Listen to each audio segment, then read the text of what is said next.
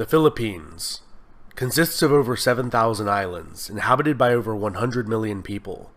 The archipelago has, for thousands of years, been the natural melting pot of Asia. Through the ages, immigrants and adventurers from all over East Asia and as far afield as India and the Middle East have all found their way to the Philippines. Shaped by the geography, the earliest cultures to form in the Philippine archipelago were small bands of independent and skilled seafarers. Between approximately 2,000 and 1,500 years ago, many mountains and hills were transformed into terraced farmland. Many still in use today are fed by ancient, sophisticated irrigation systems, channeling water down from the rainforests above the terraces, and it is said that the steppes put end to end would encircle half the globe. The Sahuin culture is one of the best early examples of extensive trade, cultural ties, and possibly immigration into the Philippine archipelago. Objects made from gold and glass, bronze weapons, tools, and mirrors were imported from the mainland. Throughout this cultural region, similar art and jewelry was crafted, and the cremation of the dead was ubiquitous. The Sahuin culture is thought to be the predecessors of the Cham people of Vietnam, who formed a venerable kingdom. From the period approximately from 300 AD to 1000, large numbers of Malays migrating from, or possibly fleeing, the rapidly expanding Srivijaya Empire began to populate the Philippines. During this period, the aboriginal Melanesian populations of the archipelago moved further inland, to the highlands and jungles where they still exist today, or intermingled with the successive waves of Malay newcomers, who brought two Indian religions, Buddhism and Hinduism, to the archipelago. Society became stratified into groups of 100 families or more, called barangays, each led by a headman, or datu. Several datus were led by a raja, who led several barangays, called a bayan. These kingdoms became extremely wealthy and had trade relations with the entire eastern world. Paramount among these seems to have been the cosmopolitan city-state and trading hub of Tondo, located on the island of Luzon. The earliest written record discovered in the Philippines, the Laguna copperplate inscription, mentions the state of Tondo and is written in a script combining elements of Sanskrit, Old Javanese, Malay, and Tagalog.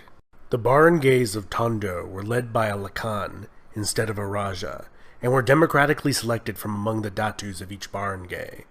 Tondo expanded to control much of the island of Luzon, forming alliances and striking trade bargains to expand their territory just as often as through warfare. Formed from several ethnic groups, the Ifugao in the highlands of Luzon formed the longest-lasting state in the Philippines.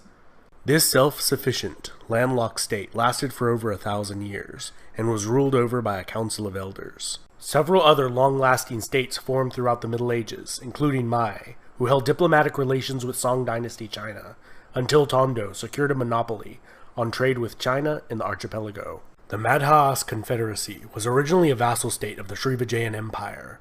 They would wage war on the Chinese Imperial Navy and raided the southern Chinese coast. They also were Tondo's most significant rival in the region, and fought several wars against them. Here the longest and oldest surviving epic poem from the region was composed, recounting the deeds of an ancient hero. The Rajanate of Cebu was founded by a minor prince of the southern Indian Chola dynasty that occupied the island of Sumatra far to the south. He was sent to establish an expeditionary base. Instead, he rebelled and carved out an independent Rajanate for himself. The Rajanate of Bhutan was known for its mining of gold, its gold products, and extensive trade networks, reaching the civilizations of modern-day China, Japan, India, Indonesia, Persia, Cambodia, and Thailand. During this period, large gold deposits were discovered throughout the Philippines, and gold ingots and bracelets of different sizes were commonly used as currency throughout the region. The kingdom of Cabalawan was a Ming dynasty tributary, and as time went on, they had an increasingly hostile relationship with Tondo. In the early 1400s, the Sunni Islamic Bruneian Empire began to expand into the Philippine archipelago, and around the year 1500, established the semi-independent Rajanate of Manila as a competitor to Tondo's maritime dominance in the region. Built directly across Tondo on the opposite banks of the Pasig River Delta, Manila would gradually supplant Tondo, which fell under increasing Bruneian influence. The Sultanate of Maguindanao formed in the south, ruled over by a hereditary line of sultans that maintained very favorable relations with the Dutch and English for over 3 centuries, until finally falling to the Spaniards in the 19th century. In 1521, a Spanish expedition that would go on to be the first to circumnavigate the planet reached the Philippines. It was led by the Portuguese, Fernão de Magalhães. The Raja of Cebu declared allegiance to the Spanish crown and converted to Catholicism. The nearby small island of Mactan was not as amicable and killed Fernão as they disembarked with a small attack force on the island. The Spaniards left but would return quickly, sending 5 subsequent expeditions, and in 1543, Ruy López de Villalobos renamed the islands Las Filipinas after Philip II of Spain. During the conquest of Manila, much of the city was burnt to the ground, and the Spanish settlement of Manila was founded there as the capital of the Spanish East Indies. In 1578, the Sulu Sultanate, a longtime vassal of the declining Empire of Brunei, became fully independent and would become a longtime foe of the Spanish.